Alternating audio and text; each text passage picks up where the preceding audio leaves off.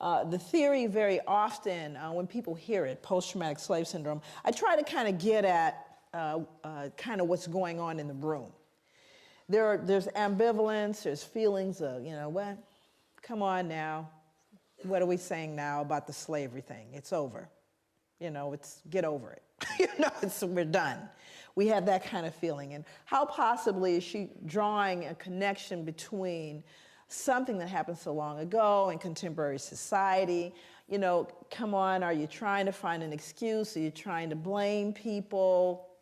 You know, these are the natural kind of knee-jerk reactions to hearing the term post-traumatic slave syndrome. However, I would submit to you that, you know, it's based on research. So I did about 6 years of research specifically looking at violence. My area of focus is violence. And I'll cover that in my, my PowerPoint. Also, some of you may not be able to see points of the PowerPoint, but we're going to make it available to you. So you don't have to worry about it. There's a website where you'll be able to download my PowerPoint. Isn't that correct? Did I say that right? Okay, so that part you don't have to worry about. But I kind of want to set the ground so that we can all advance and move forward together. Now, the reason I do that and the reason why I began that way is because there's an assumption, a fundamental assumption in a room this size with people very well educated, people very well exposed, that we're all entering this discussion at the same level. And we are not. I can guarantee you we are not. We all have our ideas and our beliefs, and then we all have our experience. For example, the people of color that are in the room, all the people of color that are in this room are arriving in this room at a different level because they have lived in this skin. And we're rarely given any kind of appreciation or understanding of what you have to live with walking through the world with this skin. So you kind of come in at a different level of awareness about the discussion. And then you have folks that come into this discussion that are educated around it, that are clear about it, but can't really empathize their way through it. In other words, it's not a feeling thing, it's a cerebral thing. So some people stay intellectual because that's a level of comfort. Nothing wrong with that. But very different from the person who lives in the skin. It is personal and it is emotional. Okay, so all of that's going on in this room even before we get started. But as people commit it, you know, it may get a bit uncomfortable. But that's okay, because it's been uncomfortable living in this skin. It's been uncomfortable. And we have to learn how to deal with that discomfort and stay in the room. So when we look at the fundamental premise of trauma, and we understand the nature of trauma, we know that there have been other groups that we've looked at the etiology of contemporary behavior based on multi-generational trauma. One group, Jewish Holocaust, families of Jewish Holocaust, and the fact that the Jewish community is very, very clear about honoring that Holocaust. So much so that Spielberg will probably make another movie. And I'm not mad at him, because what he's doing is ensuring that the generations that come will never forget the Holocaust and its impact upon Jewish people. You'll look at folks throughout the world, even Aboriginal folks in the United States, where more focus is being done on what colonialism has done. We've looked at Japanese internment. We've looked at Australian Aboriginal folks. We've looked at multi-generational impact of trauma on people who have had tragedies like the tsunami victims. We'll look at everybody. But when it comes to looking at Africans, there's a visceral response. Oh, come on, let's not. Why are you? And it's a curious thing as a social scientist to me that you get so much pushback when you talk about Africa. And we look at the legacy of slavery. You get so much pushback, but more importantly is why do you get the pushback? See, as a social scientist, I'm less concerned with the material, which I'm clear about. I'm more interested in why the behavior. Why is there such reticence at looking at this issue? And the answer is, when you peel back the layers of this, we peel back everybody's layers. Everyone gets naked in this room, and that's not always comfortable. It's also very comfortable to talk about the other's pathology. And the reason why I think that becomes important is so that when we begin to engage in this discussion, we don't find ourselves falling victim to the fear, guilt, all of that stuff that's not useful to anyone. It's not useful. This means we're going to peel the layers back. And while 246 years, as it were, in American history of American chattel slavery, starting with 1619 to the ratification of the 13th Amendment in the United States, we're looking at 246 years of American chattel slavery. And it's very comfortable, and I think to some degree people can say, you can't have 246 years of trauma and expect that nothing happened, especially when that trauma was followed by more trauma, especially given the fact that there was never a point of healing. Not difficult to do the math here. This is not deep and philosophical. It really makes sense. But you know what else is true? You can't have 246 years of folks engaged in a traumatic experience that were white that went unaffected. That means everybody has been affected and infected by this thing. So that's the part that gets uncomfortable, because it's usually okay to look at the other. We're going to look at everybody. This is going to be one where we really show the elephant in the room, and only for the purposes of recognizing that unless we do so, none of us can heal. This is not a process that any of us can do individually by ourselves. This is a collective process. And so therefore, we're all going to be engaged. And it's not just a pointing of fingers at anyone. It's recognizing that you and I, all of us, have been impacted by historical multi-generational trauma. Now, let's look at it very specifically. When we look at trauma in its very, clinical sense, my background, clinical psychology, understanding what trauma is, people can experience a single trauma, one trauma, indirectly, meaning that they didn't have to be present for the direct trauma. Meaning, say, for example, you all heard about 9/11 and taking down the buildings in New York, right? Yes? 9/11. Everybody in the world got told about that. Matter of fact, I think everybody in America got diagnosed with post-traumatic stress disorder as a result of that. But I would submit to you we were traumatized long before that. But there were individuals that were at ground zero, and I know them. My niece was in one of the buildings. So she decided, while she was in one of the buildings, they kept telling her, just stay where you are. They kept saying, stay where you are. We think people should stay where they are. She said, and everything in her mind said, get out. So she got out. Matter of fact, she leapt over the security guard to get out of the building. And it's a good thing she did. But during that time, there were people at ground zero, for example, like my niece. And there were people who watched it on television. And then there were people in other countries who heard about it. So there are varying levels of understanding around this trauma that happened in the United States. There were people at ground zero, were there, saw folks falling out the sky, got videotape footage of it, watched it on television, invited folks over and drank beer. Not traumatized. No trauma. There were people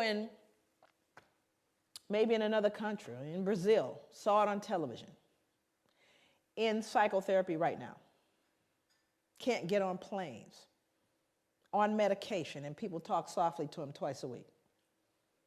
So the variance in terms of those who are traumatized by a traumatic event and those who are not, we're unique as individuals. Everybody's not traumatized by a traumatic event, whether it's direct or not. But when we start talking about chattel slavery, we're not talking about one trauma. We're not talking about a specific event. We're talking about generations of trauma with no intervention. Based on what I know about sugar plantations, tobacco, the Caribbean, what I know about American chattel slavery and the plantations there, does anyone right now ever recall mental health assistance to slaves? Anybody remember sending in the therapist after I sold off your son, daughter, raped folks, At any point. Never. Second question. After slavery was officially over, now you're free. Anybody remember any therapy then? We know it's been rough, it's been deep for you, it's been difficult. We're going to do a little group therapy. Anybody remember that? That would be no. Number 3, after slavery officially ended, both in the States, in the Caribbean, the British ended, do you remember whether or not trauma continued? Did the trauma continue for people of African descent? I need to know. Okay, so now let's do the math. Hundreds of years of trauma, no treatment. Freed, more trauma, no treatment. What do you do the math? Do you think there may be residual impacts of that trauma? Of course there is. It didn't end, friends, and it hasn't ended yet. So I think on one point, African people and people of African descent are extremely resilient. Matter of fact, I think we're a miracle. Far be it for us to pathologize or to look and cast this idea of weak and sick people. Oh, on the contrary, I'm profoundly resilient because we've done everything we've done thus far with no help, with not even the ability to have this discussion. As though it were possible, we escaped injury in all those hundreds of years and the years that follow. So this kind of journey I'm going to take you on is going to be one that really gives a perspective on what this trauma was, what it looks like, and clinically, what is post-traumatic stress disorder? What does it look like? Now, let me give you a little snapshot. We'll get into it in more depth a little later. But post-traumatic stress disorder, if in fact you are diagnosed with that, again, remember, direct or indirect trauma, here are some of the symptoms. A feeling of foreshortened future. Now, what does that mean? A feeling, well, you're not going to live long. How many of you are running into young people that don't believe they're going to make it past their 20s? Feeling of foreshortened future. Exaggerated startle response. Outbursts of anger. Difficulty falling or staying asleep. Hypervigilance. Right? These are symptoms of post-traumatic stress disorder. This is like DSM stuff, Diagnostic Statistical Manual Mental Disorders. It's in there. And there's a whole listing of all these symptoms. Now, I want to roll it back so you can understand what the transmission theory is, because I'm going to talk about transmission. So how does a person that's been traumatized by post-traumatic, literally has a diagnosis of post-traumatic stress disorder, and can we, if we are logical and we are reasonable people, assume that a fair number of Africans had to have had post-traumatic stress disorder? You think? I'm not talking about us, I'm talking about them. Untreated, though, right? Okay, so now let's do the math. Mom, who saw dad sold or sister raped, has post-traumatic stress disorder. Still mom, though, right? Only mom now has outbursts of anger, feeling of foreshortened future, difficulty falling or staying asleep, hypervigilance. That would be mom. Now, Johnny or Mary or Shaquisha did not have the original trauma. But what are they learning? This is called social learning theory. What am I normalizing? Exaggerated startle response, outbursts of anger. Are you following me? So I didn't have to be traumatized. Now, the other thing is, do you think Johnny and Mary got traumatized too? Do you see? So what happens in your environment, you learn from the significant others in your environment. And if they're broken, guess what you're going to be? You're learning from broken people. And you're normalizing that behavior. And then it becomes, years later, 2008, that's their culture. That's just the way they are. That's their culture. So there's poison in the cookies, right? But how are you going to tease out that poison? That means you have to look at the etiology of the behavior, which is what I spent many years doing. And it's not rocket science. This is not deep. Like I said, this is not required that, someone has, it's just common sense. How many of you in the room think you can cook? Come on now. I know it's a strange place. You all have the oddest food in the world. I'm trying to tell you that now. Those of you Those, those of you that know how to cook, who taught you how to cook? Mom, dad, family. Who you think taught them? Hello, social learning theory. You learn from those in your environment. And if they couldn't cook, yeah, likelihood is you can't either. Okay. So there's things that we don't question them. This is what goes in the curry. What are you talking about?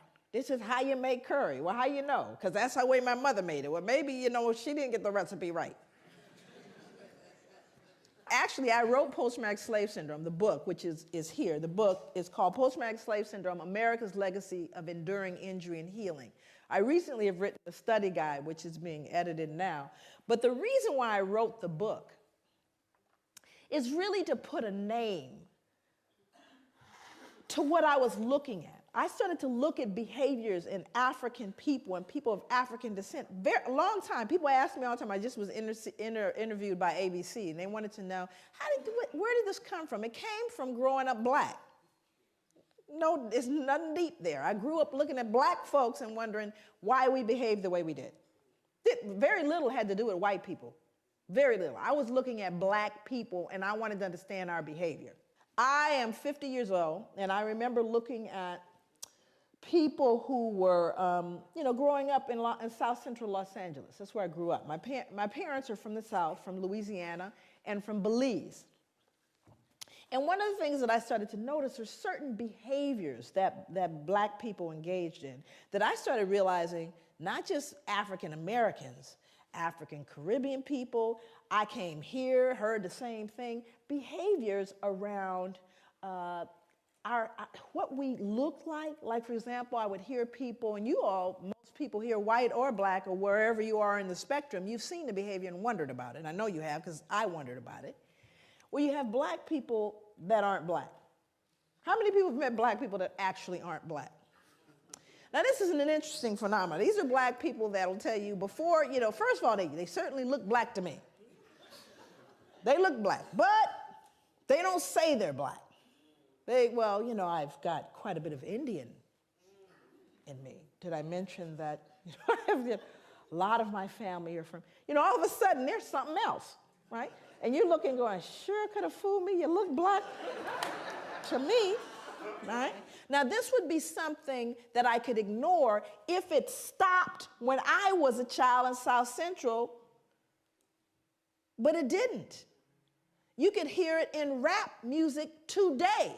Same behavior. Matter of fact, the rap videos, they just need to clone the same girl, right?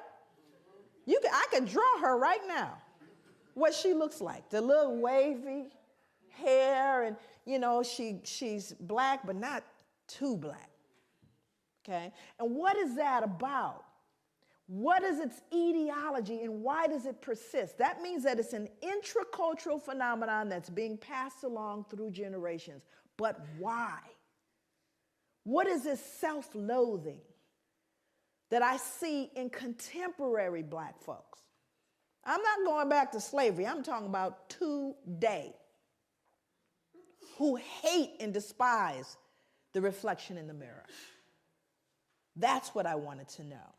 So that's what led me on my journey, if you will. Again, not an unusual journey. Of course, I'm going to kind of pop back and forth through British history and American history. James Madison was a very important figure in American history, President of the United States, 1751 to 1836. He said, blacks are inhabitants, but as debased by servitude below the equal level of free inhabitants, which regards the slave as divested of 2/5 of the man. This is called the 3/5 compromise. And what they were trying to figure out is, what are we going to do? How are we going to count these black folks?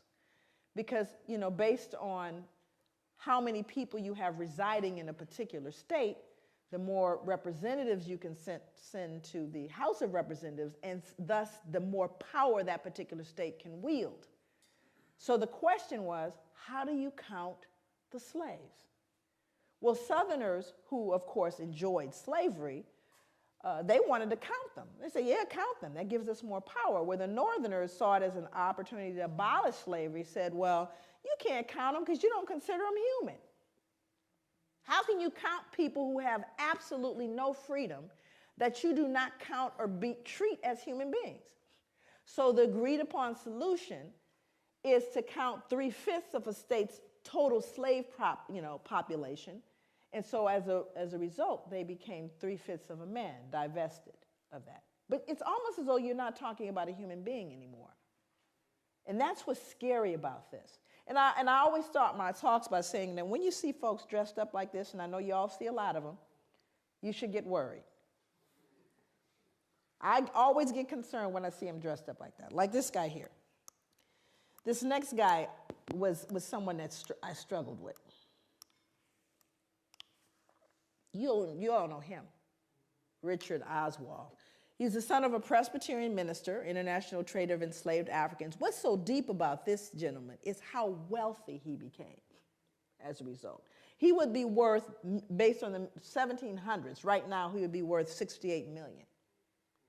Based on the number of slaves, the slave trade, and colonies, ships, all the stuff that he basically utilized. But again, these folks are held in high regard. When I read about him in your history, you would never know. Google him.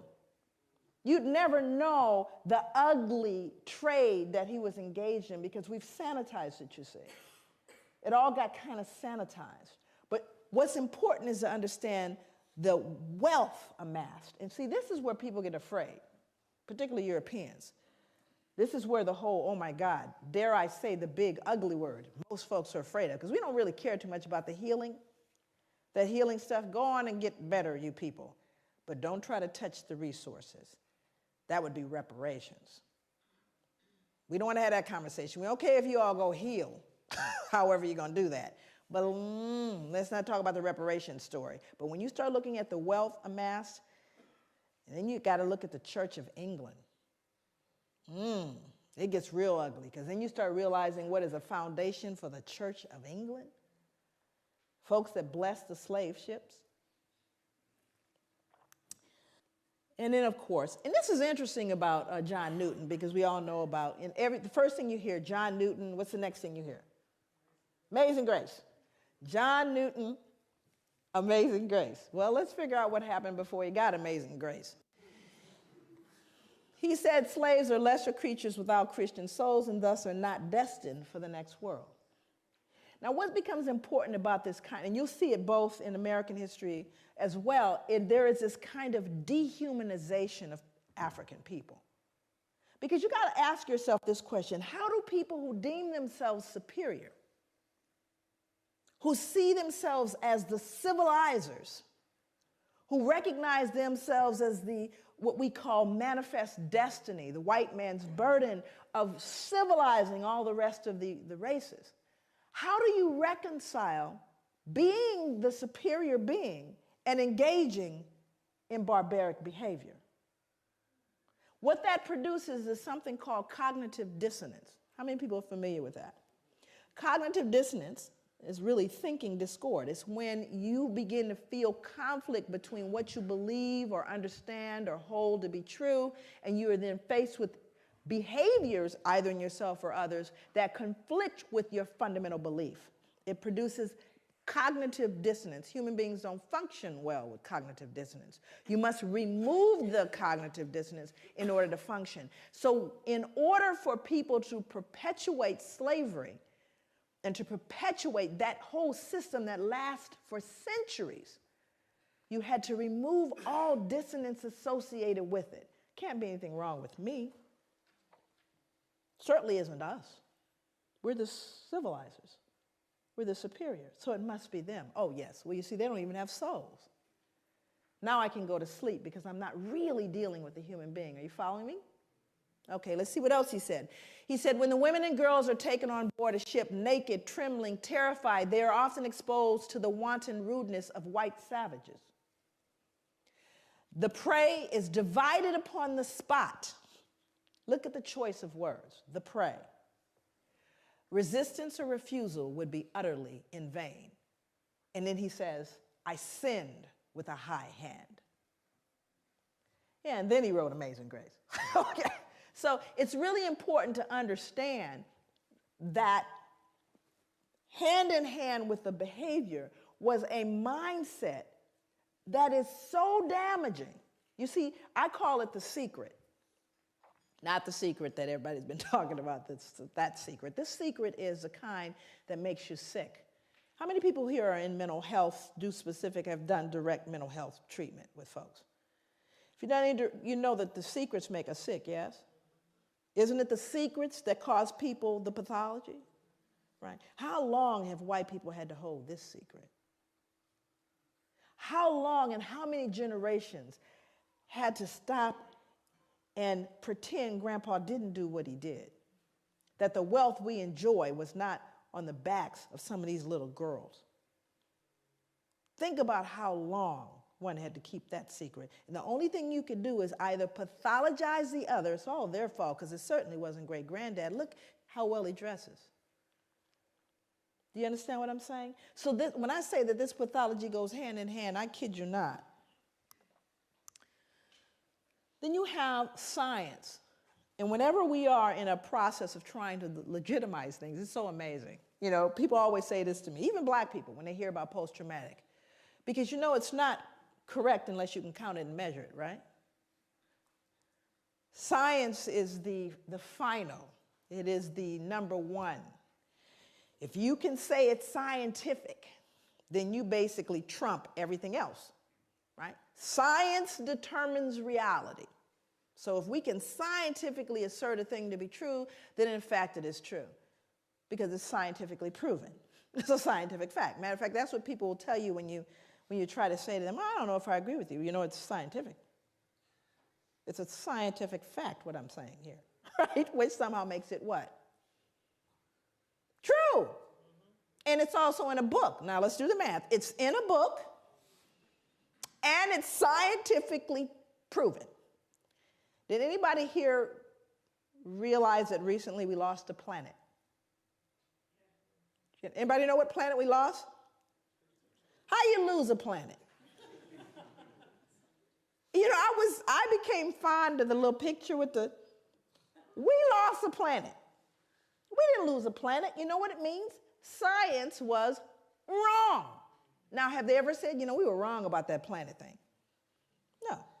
It's called a paradigm shift. So let's go to science. And I think it's important that we do. So we go to someone named Carl von Linnaeus. Now, Carl von Linnaeus becomes an important character in this whole conspiracy of silence and legitimacy and removing the dissonance. Carl von Linnaeus developed a system based on a criterion of skin color and laid the basis for 19th century racial classification. Linnaeus properly began the science of anthropology. So here we have the father of anthropology. Although color classification of races dated back to the ancient Egyptians, anthropologists refer to Linnaeus's Systema Naturae of 1735 as the first modern study of man. While Linnaeus advanced classification with his use of a color criterion, he also fixed on his 4 families of man certain moral and intellectual peculiarities that continued into the 19th century anthropological vocabulary. He described Homo Americanus. Who might that be? That would be Native Americans,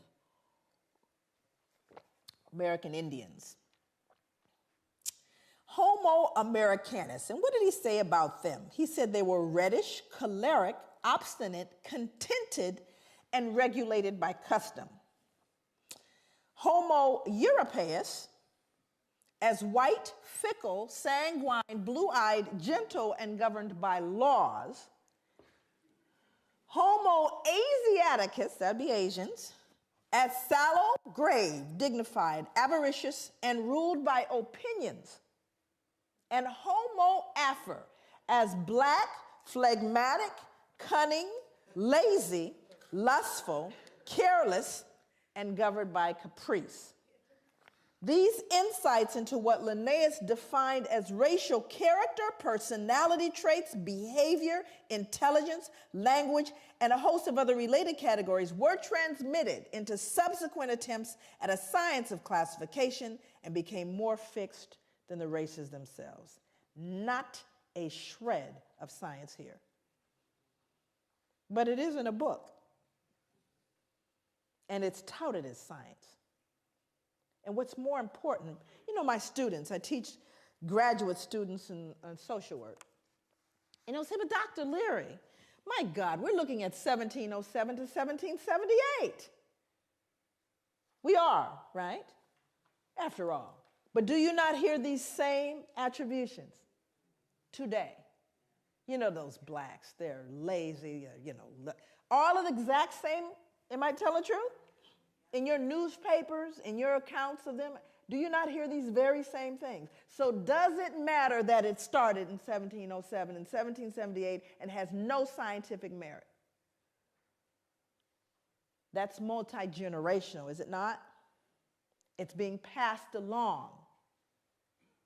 Part of the swallowing into the social gullet. Those are the beliefs, you see. So it doesn't matter whether it's true or not. And thank you, Carl von Linnaeus.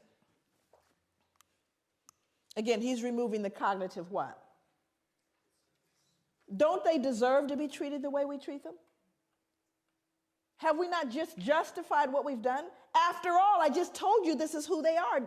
We're not wrong. We're just trying to keep the domestic tranquility. Makes sense.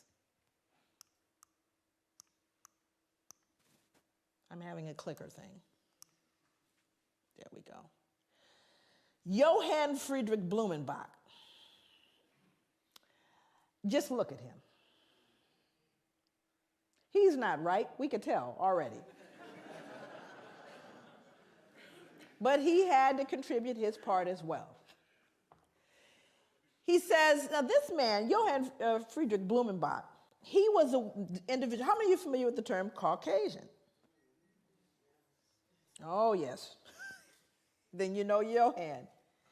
He designated 5 races or varieties of man in the second edition of his work on the natural variety of mankind. His division into Caucasian, Mongolian, American, Ethiopian, and Malayan races, with the added Carl von Linnaeus descriptive peculiarities, became the subsequent basis of most 19th century anthropomedical studies. While Carl von Linnaeus founded his system principally upon skin color, Blumenbach considered a combination of color, hair, skull, and facial characteristics as fundamental means for classifying the 5 varieties of man. Central to his study was the Caucasian, a term which he originated. He took the name Caucasian, listen for the science, from Mount Caucasus because its southern slope had cradled what he felt to be the most beautiful race of men, the Georgian. The Caucasus near Mount Ararat, upon which the biblical ark came to rest after the flood, seemed the appropriate source for the original race of man. No science yet.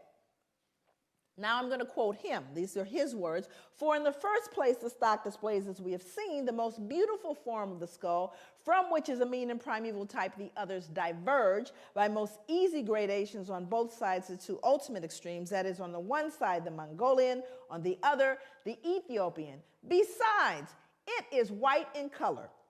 Anybody here ever met a skull that wasn't? Besides, it is white in color, which we may fairly assume to have been the primitive color of mankind. Zippity-doo-dah, no science, nothing to found this whole thing. He figured white skull, humanity began white. It's scary, but it's in a book, and it's touted as science, and we swallowed it without question. But race is a concept of society that insists there is genetic significance behind human variations in skin color that transcends outward appearance. However, race has no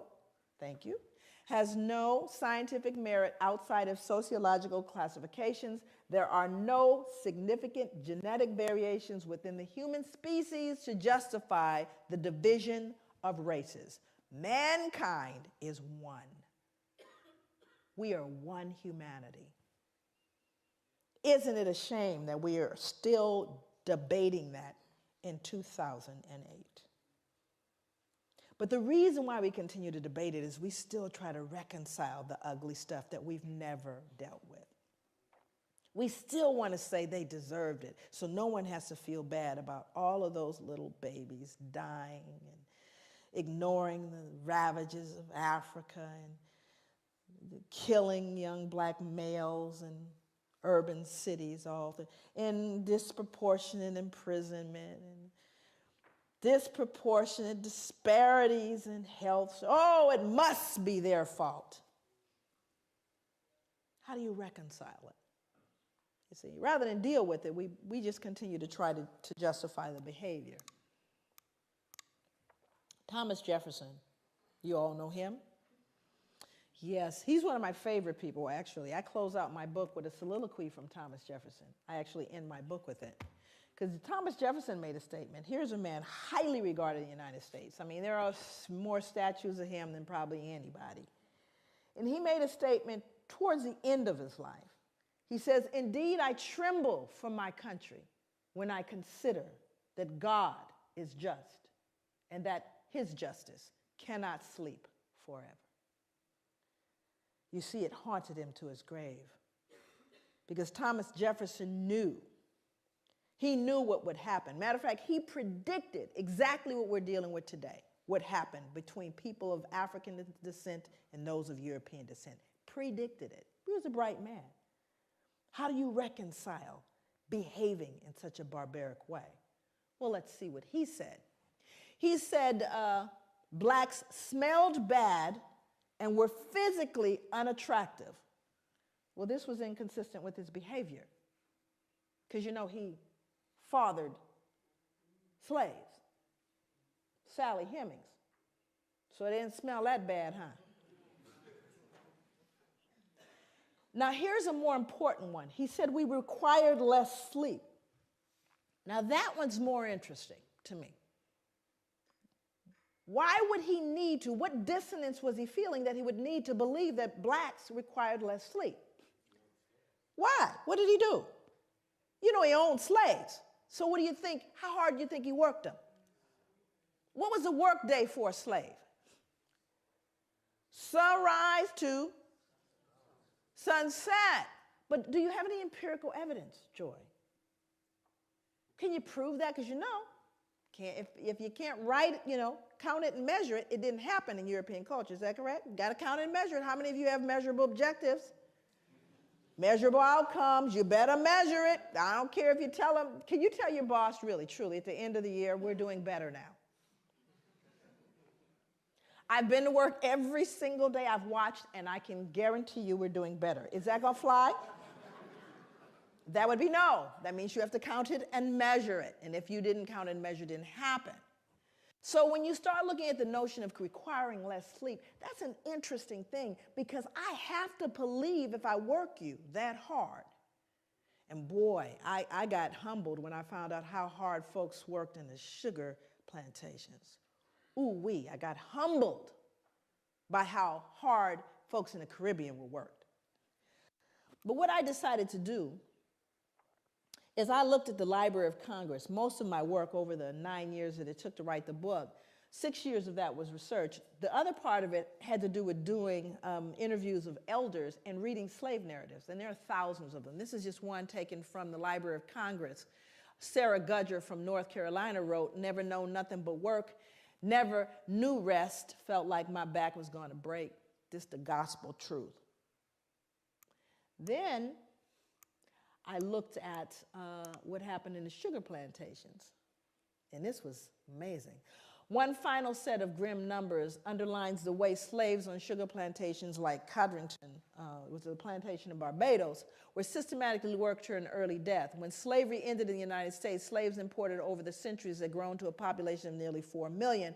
When it ended in the British West Indies, total slave imports of well over 2 million left a surviving slave population of only about 670,000. More than twice as many slaves were shipped to the island of Jamaica alone than all 13 North American colonies combined. The Caribbean was a slaughterhouse.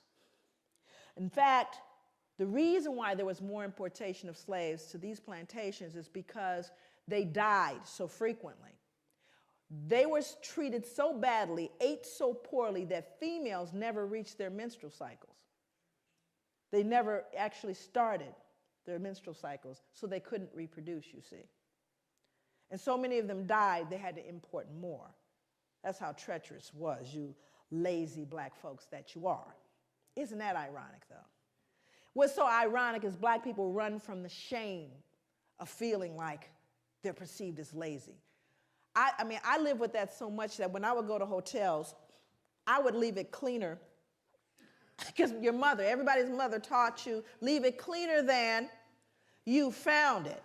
So black folks are so hypersensitive, I was cleaning up the hotel room, because I wouldn't want anyone to think I'm dirty, right? Now, other people in the audience that are of color, how much harder did your parents tell you you had to work to get to even? How much harder? You had to work twice as hard. Now, how come I knew that about you? How come I knew that? Think about it. And yet at the same time, white people think we're lazy, you see? But we're so hypersensitive because of the shame, right? And then our ancestors were worked to death.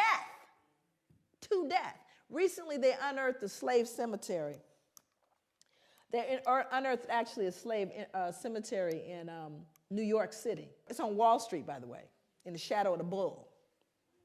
Unearthed a slave cemetery, and they still to this day they're struggling. They recently, have done a lot in terms of commemoration. I went to it took me everything to get to it. They had it blocked off so you couldn't get to it, but because they didn't want to deal with it. You can't just bulldoze a cemetery. So here in all these skyscrapers in the middle of it is this little cemetery, and there are slaves in that cemetery. More important than that was what the bones told us, because now you got CSI. Hell, I can go in there and tell you what's going on now. So with the CSI thing, now they've discovered a little bit about the bones. And to me, the most phenomenal thing about the bones is what they told us about those people and how they live. Majority of the people in there were children, infants and children, high mortality, infant mortality rate. They even know what they died of. Died of malnutrition and starvation, because they could tell by the rotting of the teeth and the jawline. So even though they most likely grew food, they weren't allowed to eat it. And then they found something even more peculiar that speaks to this idea of why he believed we required less sleep. They would show a large frame man, and they would find an injury where the muscle actually detached itself from the bone as a result of exertion and not injury. Stay with me. It detaches itself from the bone as a result of exertion. That means you work so hard, the muscle detached itself from the bone. You don't see those kind of injuries in contemporary society because no one's going to work that hard. Unless, of course, you have a gun trained on you from sunrise to sunset. So we do have empirical evidence of how hard folks worked. Then he went on to say that we were dumb, cowardly, and incapable of feeling grief. Why would Thomas Jefferson need to believe that? Why would he need to believe we didn't feel grief? What was he doing, do you think, that produced cognitive dissonance? You were killing people? Not only were you killing people, beating them, you were selling them, yes? Selling mothers away from their children and husbands away from wives. And surely they don't feel it, because if they felt it, that would make them human like me. So I simply say, and you see, it's not even so much that he said it, but he was an important person. If Joe, nobody said it, but he said it. So what do you think the rest of the folks, uneducated laborers, believed? Well, they don't feel grief, you know. After all, Thomas Jefferson says they don't. So he becomes a critical person in making those statements. But you see, it was all to relieve and to settle the conscience that he died with. But these become very important as you see how these things move forward. Then there was J. Marion Sims. I won't spend a lot of time with him. He's another figure. You can Google him. There's a statue, actually, of him in Central Park. And J. Marion Sims was an individual credited. He was a father of modern gynecology. How many women in here know what a vaginal speculum is? And for those men in the room that we lost, a vaginal speculum is a device designed to open up the vagina. It was considered one of the most important advancements in medicine that was made. He was credited as being the wealthiest wealthiest physician to have ever lived. And what's interesting about him, look at the medals pinned on him. I was just very curious about how it was they regarded this man, because no one ever really looked at how did he come up with that vaginal speculum. The way he did it was he actually worked on unanesthetized, did experiments on unanesthetized slave women. He created a makeshift hospital in his backyard in the mid-1800s. He built the first vaginal speculum from a pewter spoon. And he reasoned that slave women were able to bear great pain, meaning we don't need any anesthesia, because their race made them more durable and thus they were well suited for painful medical experimentation. We didn't even, because we didn't feel like other women could feel. This man would cut into women, cut into them, and just said, well, since they're black, they don't really feel it. Unbelievable. And more importantly is what he did to infants, because not only did he experiment on women, he also experimented on infants. He said that black infants suffered from something he called trismus nascentium, which is now commonly referred to as neonatal tetanus. Neonatal tetanus originates in horse manure, which was a likely cause of the disease in slave infants.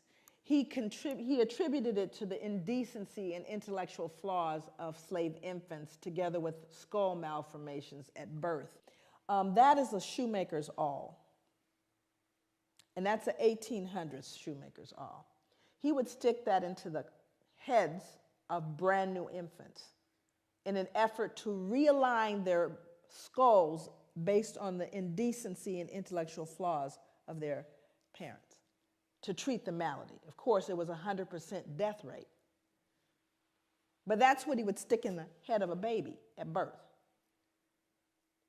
And so these are things that are so horrific that you can't possibly wrap your head around it. And this man is, just Google him. And you think to myself, I think to myself, if I were up here in front of you right now, and this is going to become very important as I move into the other slides. If I stomped a puppy to death out here, up here, just a little puppy, and stomped it right here to death in front of you, most of you would need therapy. And I would be arrested probably faster than killing a black man for killing a puppy. How could you do that? Do you realize how much dissonance you have to remove in order to stick that into the brain of a child? More importantly, the child can no longer be human. Are you understanding what I'm saying? The reason why he could do it is they weren't human. They didn't even feel pain. That's what this man believed. Now, you may look at that and go, those are horrific things from the past. There is a book out right now, not table reading. It's called Medical Apartheid. This is written by Harriet Washington, came out last year. This book chronicles the experimentation on black people up to contemporary day. See, we want to look at the Tuskegee experiments. We want to look at Sims and go, oh, that just still going on. Implicated, Harvard, Johns Hopkins. because we weren't what? Human. So that dehumanization is something that we really got to appreciate went on for a long time. Can you go back? Back one more. No white could ever rape a slave woman. The regulations of law as to the white race on the subject of sexual intercourse do not and cannot, for obvious reasons, apply to slaves. Their intercourse is promiscuous. We've now justified raping black women because they can't be raped. We aren't raping them. They're promiscuous by nature. So we can't do it. Forward, one more. The fact that white men could profit from raping their female slaves does not mean that their motive was economic. The rape of slave women by their masters was primarily a weapon of terror that reinforced whites' domination over their human property. Rape was an act of physical violence designed to stifle black women's will to resist and to remind them of their servile status. These become important instruments that you look at. And I want to give you some statistics as it relates to American history. By the mid-1800s, there was over 600,000 mixed-race children born. 600,000. How many of you know what miscegenation is? Miscegenation is an illegal marriage between people of different races. Actually, it was very profound here. That was illegal to marry someone of another race. So when you consider the fact that one of the greatest issues and one of the number one reasons why black men were lynched, beaten, and imprisoned had to do with the fear that they were going to rape whom? White women. Now the numbers, I mean, we're talking about pure numbers alone. It was who being raped? Okay, it was black women being raped, but they can be raped. Let's advance forward. Before we get into the Casual Killing Act, the Casual Killing Act was written because of the number of people who were killed while being corrected. Okay. And if any slave resists his master, owner, or other person by his or her order, correcting such slave, and shall happen to be killed in such correction, it shall not be counted felony, but the master, owner, and every other person so giving correction shall be acquitted of all punishment and accusation for the same, as if such accident had never happened. So that means that if you happen to be correcting someone and you beat them to death, you know how hard it is to beat someone to death? I mean, I thought about that. I said it happened so frequently that they created a law so that you wouldn't feel any what? No guilt, because you were simply correcting them. It wasn't your fault. So I went back to look at who was beating folks to death. I wanted to know. And it was white women. White women were beating black children to death. That's who was being beaten to death. But it wasn't her fault. She was just correcting them. You see, what we do is we rob ourselves of our own humanity when we refuse to look at this stuff. We rob ourselves of our humanity. And that's what people didn't know happened. Going forward, one more. Then you had the mental health folks. This is how we got in. We got in to try to fix it. In the early years of the 19th century, a physician named Samuel A. Cartwright argued that two particular forms of mental illness caused by nerve disorders were prevalent among slaves. One was drapetomania, which was diagnosable by a single symptom, the uncontrollable urge to escape from slavery. So now what we've done is we've now pathologized your desire to be free. Must be something wrong with them. Keep trying to free themselves. And again, it would be funny if it weren't in journals. You see, all of this is to remove the cognitive dissonance. Now we have, look at all the people joining in. You got Linnaeus, you got anthropology, you got physicians. All of them saying, they deserve it. It's not us. We don't need to adjust anything. And if they just tried harder, how about you people just pull yourselves up from your bootstraps? What's the matter with you? The playing field has been leveled. Well, we're going to see if, in fact, it's been leveled. Or is that conjecture? Move forward. Now, I want you to look at this photo very closely, and I want you to see who's in it. More important than the man hanging, because you got to understand the lynchings that occurred in America happened after slavery, not during. Thousands of lynchings happened after slavery, because this is a reaction to white fear of what we would do once freed. But we didn't create a vigilante group to take out white people, but they did create a vigilante group to take us out now that we're free. See, that happened after slavery. They were called the what? The Ku Klux Klan. They don't wear hoods anymore, they wear suits. But they're alive and well all over the world, even here. So, look at who's in the picture. I want you to look at this little girl in particular. You can't see her closely, but she's actually grimacing, like smirking.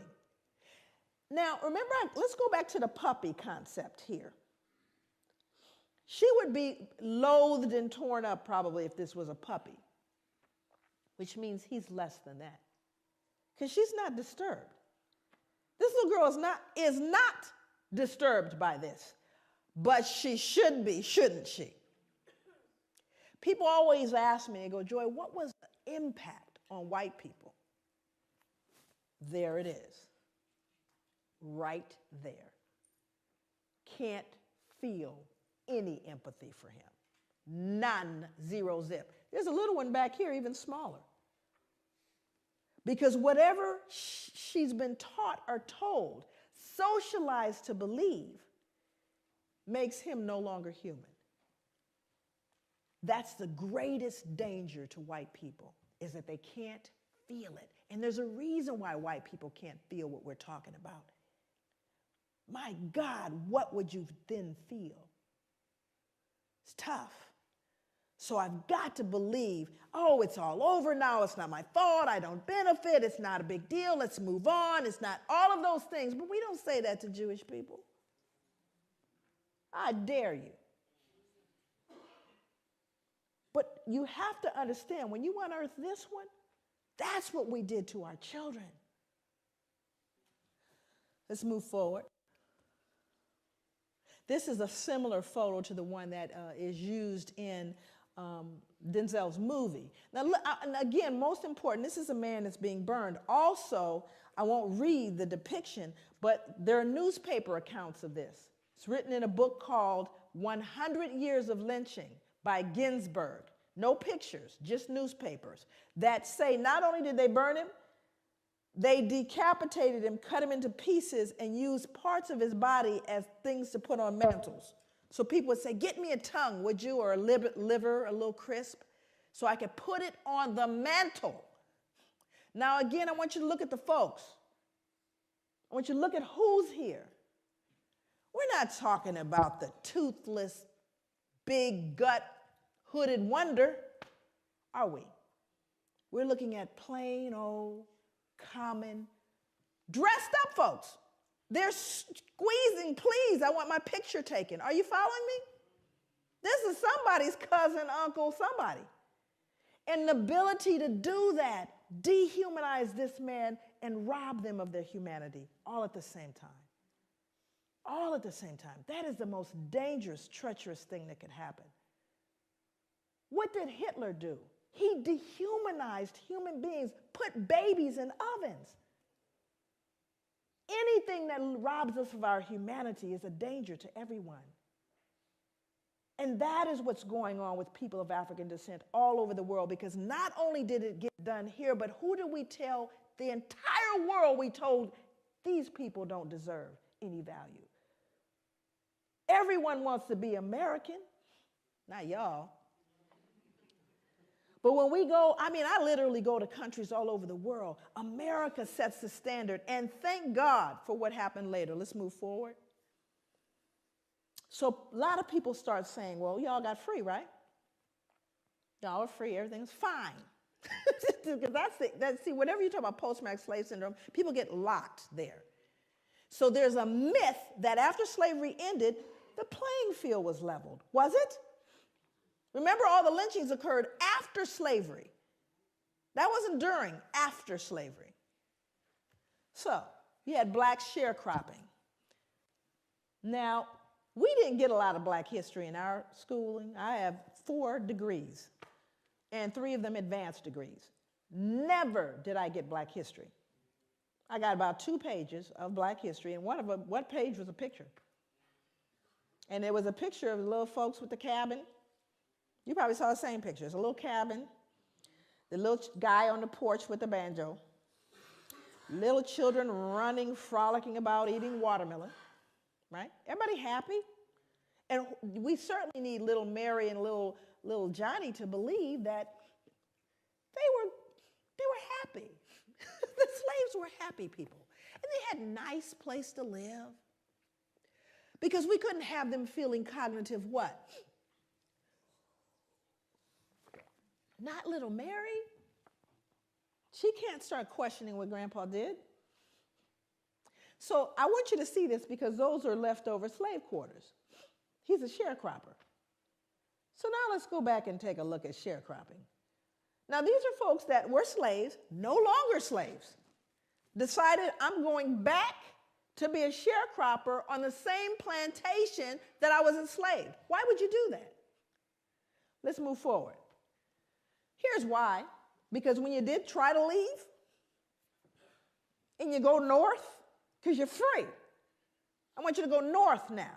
I live in Oregon, right? That's where I live. Here we go. No free Negro mulatto not residing in this state at the time of the adoption of this Constitution shall come reside or be within this state or hold any real estate or make any contracts or maintain any suit therein. And the Legislative Assembly shall provide by penal laws for the removal by public officers of all such Negroes and mulattoes and for their effectual exclusion from the state and for the punishment of persons who shall bring them into the state or employ or harbor them. This was repealed November 3rd, 1926. My father was alive. Section 6 said if any free Negro mulatto shall fail to quit the country as required by this act, if guilty upon trial, shall receive upon his or her back not less than 20, no more than 39. We'll beat you. That if any free Negro mulatto shall fail to quit the country within the term of 6 months after receiving such stripes, he or she shall again receive the same punishment over once every 6 months until he or she shall quit the country. We're going to beat you till you leave. But you're free. The playing field is leveled. Pull yourself up from your bootstraps. Are you following me? So he went back to the plantation. Let's go back. He went back to the plantation to be a sharecropper because that's the only place he could live. But he can't read or write because it was illegal to educate a slave.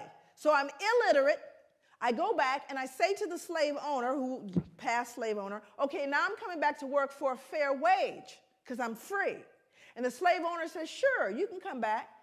So here's what I'm going to do. I'm going to advance you seed, tools, and a mule. In other words, I am going to give you that grant that you want.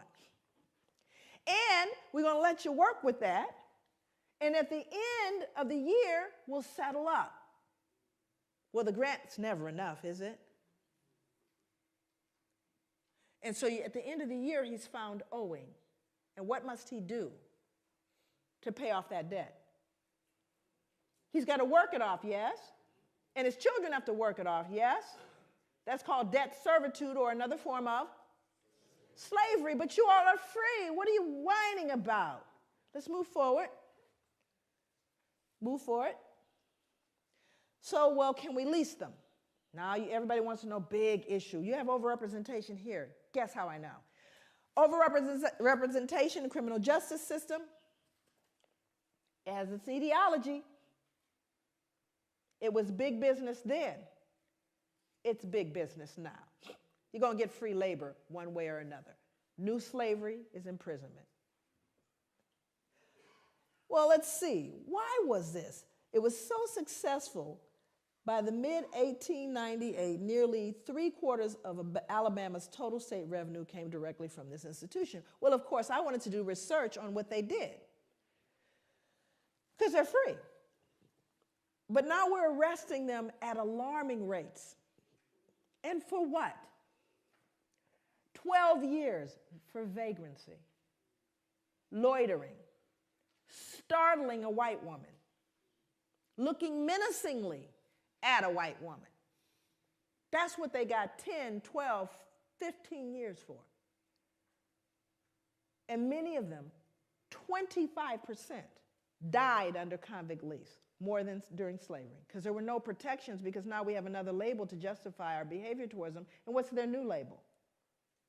Well, after all, they're convicts. They're criminals. Don't they deserve it? Do you see what I'm saying? So when did it end, is the question. Move forward. You all heard about Katrina, yes? Yeah. See, I was there.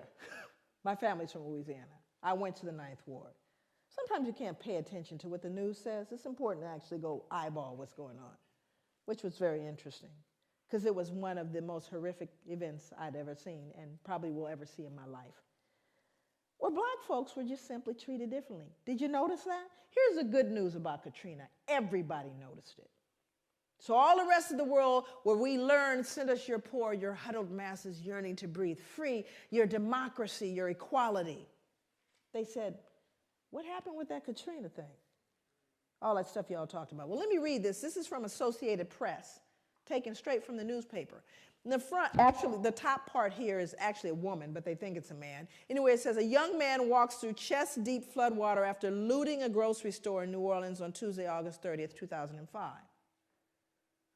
Same body of water down here, excuse me. 2 residents wade through chest-deep water after finding bread and soda from a local grocery store. Now, same event, same water. White people, black people. We've told you what you see now. That removes your what? Dissonance, because these people can't be perceived as looting. They're white people. White people don't loot. Now, the truth of the matter is, I don't care what any of them are doing. It doesn't matter, but I'm going to still the social conscience by letting you know, don't forget, this is a looter. Matter of fact, what you last heard was that they were looters and rapists. Did you not? So don't they deserve it? That wasn't back in, I don't know, slavery though, was it? Now we're going to kind of move into operationalizing that to look at what is it, how do we begin to connect that behavior, that history to what we're dealing with and what you're dealing with right now and what we're seeing. And very often people say, well, is everything post-traumatic slave syndrome? Obviously that would, trivialize all the work.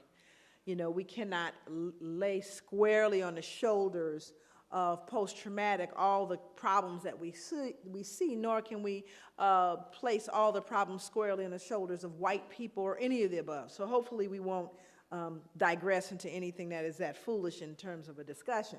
Because, that's another thing that happens in terms of trying to deal with the pushback around this.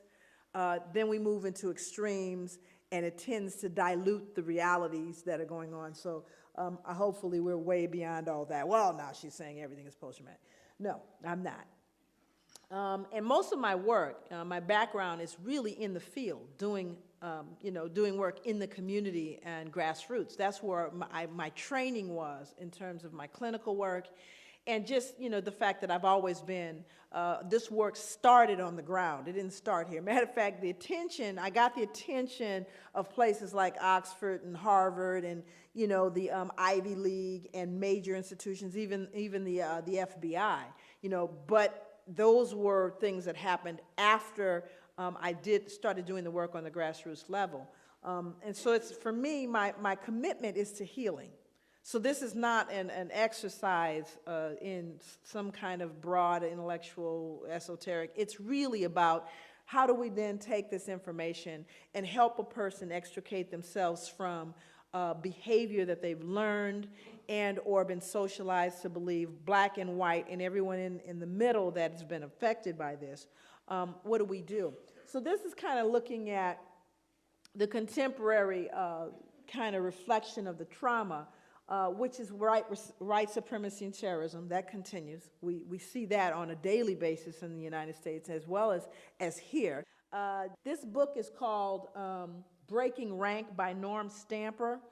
Norm Stamper is a 34-year police veteran. He was a chief of police for the cities of San Diego and Seattle. This is a white man, wrote this book called Breaking Rank, and he really did.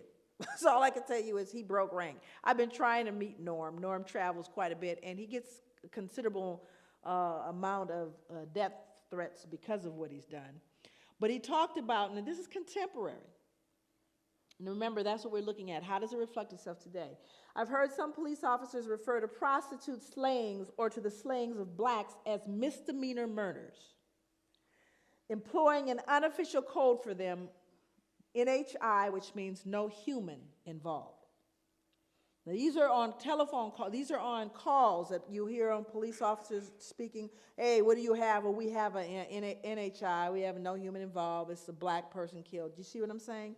Again, the dehumanization reflecting itself in just their casual involvement with one another. San Diego cops confessed to a myriad other acts of discrimination, including additionally dehumanizing the references to blacks on a radio call, just an 1113 nigger. 1113 is a code for an injured animal. How many people think they understand what racism is? Show of hands. Come on, you think you know. I'm not suggesting I know. I just have a couple of definitions that kind of came to me as I thought about it. How many people think there are white racists? That there are white racists out there? How many think there are black racists out there? Okay. Now, this is an interesting thing because this becomes important as we begin to define concepts. Now, I do that. I usually define concepts all the way. But one of the things that I do is I try to help people get a picture of what I mean by racism. So tell me how it is. The first category is white racism, then we'll deal with black racism. So white racism. Tell me the ways in which white racism adversely impacts the lives of black people. Just what are the ways that white racism can adversely impact the lives of black people as a group? What are some of those ways? I'm sorry? Power, but how is that defined specifically? Education, okay. I'm sorry? Economically, employment. What else? Housing. What else? Policing. Why are we here today? Healthcare. Okay. Now, we could actually kind of grow that list. Now we're going to move over to black racism. Tell me the ways in which black racism adversely impacts the lives of white people as an entire group. Thank you. The reason why you become silent, there's one that always comes up, and that's fear. White people are afraid of black people. They are afraid of us. And it's a very interesting thing because black people know it. We know white people are afraid, but you have to start getting into the psychology. What are you afraid of? Why are you afraid? But it's an interesting dynamic. Now, also you see the difference in what racism is, do you not? Racism implies you have not just prejudice, but the power to do something with that prejudice. Now, I don't like you, not only that, but I'm going to control whether you can get, I may say I hate you. I hate white people. I hate them. It's not going to change you getting that, loan. When you go to the bank, I can hate you all the way to the bank. Not going to change. Do you see the difference? That whereas white racism says, not only do I not like you, but I'm going to change the impact of where you can live. I'm going to determine with that racism where your powers are. You following me? And I'm talking about as a group, not an individual, because people said, I remember when my uncle didn't. I'm not talking about your uncle. I'm talking about the whole group. I'm not talking about an incident. That's a difference. But white people are afraid. So let's get into how this fear impacts criminal justice. Because if white people in this room are afraid of black people, guess who else is afraid of black people? Only they have guns. So, now let's look at what he said. Simply put, white cops are afraid of black men. We don't talk about it. We pretend it doesn't exist. We claim color blindness. We say white officers treat black men the same way they treat white men, but that's a lie. And here's a big one. In fact, the bigger, the darker the black man, the greater the fear. Any big black men in here? You got a big old bullseye on you, even if you got the suit on. And it's the truth, because statistics bear it out. The African community knows this. Hell, most whites know it. Yet, even though it's essential, if not the defining ingredient in the makeup of police racism, white cops won't admit it to themselves or to others. He goes on to talk about actually learning it in the academy. Norm Stamper, he told on everybody. He had folks indicted. He now lives in a cabin on a mountain somewhere in the San Juan Islands. That's where he lives. Nobody knows where he lives because he knows they're coming after him, and they have. This is a statement from the book also. Race and class discrimination are all too real in every phase of the criminal justice system, from arrest to sentencing. Impoverished black defendants, and this is going to sound familiar to you, are far more likely to wind up on death row than richer middle-class whites, or the 3,000, and of the 3,700 inmates now awaiting execution nationwide, 43% are African American. Black defendants are not accorded the same due process rights as whites. Their cases are not given the same scrutiny and consideration afforded to white defendants. Not now, not ever, not in this country. This is what the man said. It was dismal. But he doesn't believe it's possible in the current system. So what we have to realize is we need to be realistic about that. So what I have to do is teach my sons how to navigate this, do I not? Doesn't matter what I think and, oh, baby, you know, we are the world. No, this is real. You do have a bullseye on you. When you're in the elevator with the only white woman there, and you're the big black man, she's clutching her purse and she's worried. That's a reality. And if you startle her too much, it used to mean you get lynched. Matter of fact, I think she could scream rape now and you'd get taken down.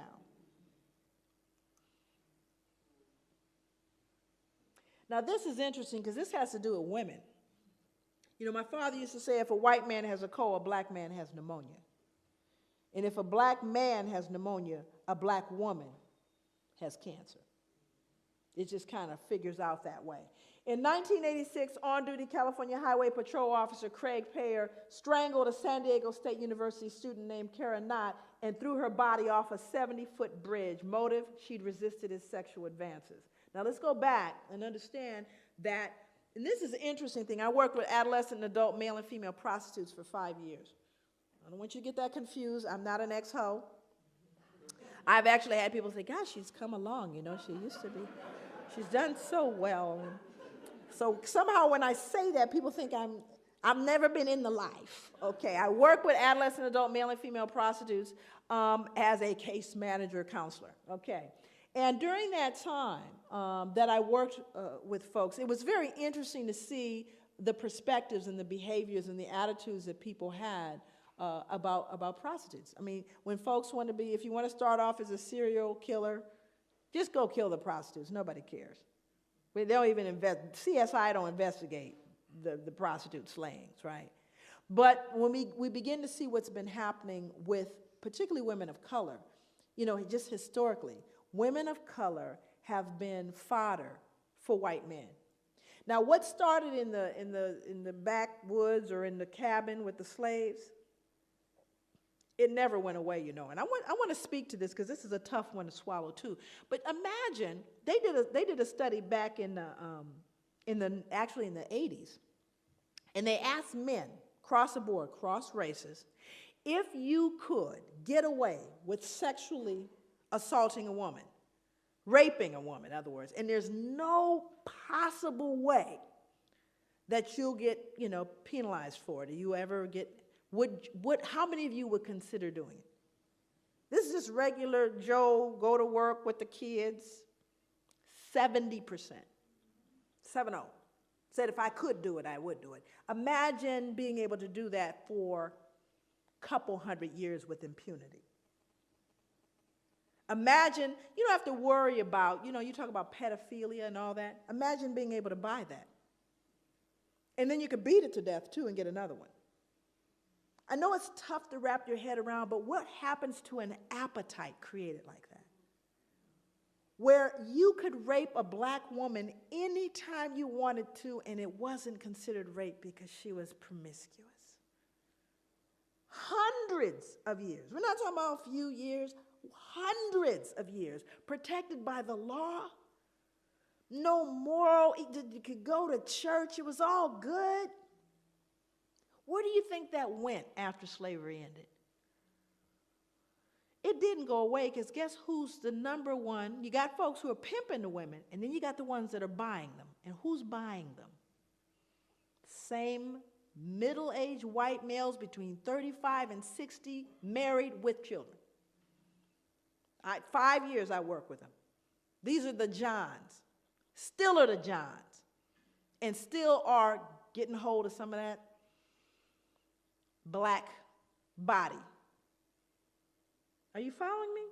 This is really important. No, it just mutated into something else. So now we have to figure out a way within the legal perspective to deal with these women who are out of control. My cautious guess is that 5% of America's cops are on the prowl for women. Women, you need to get concerned. 5% of any police department. In other words, they're folks who become police officers because they're predatory. That's why. Think about it. We know where pedophiles go, don't we? You go where there are children. Thank you. So we got to understand, police officers, plenty of them are twisted. And I've worked for the last 20 years with police officers. Trust me. I'm always concerned about someone that deliberately wants a gun, aside from the short man.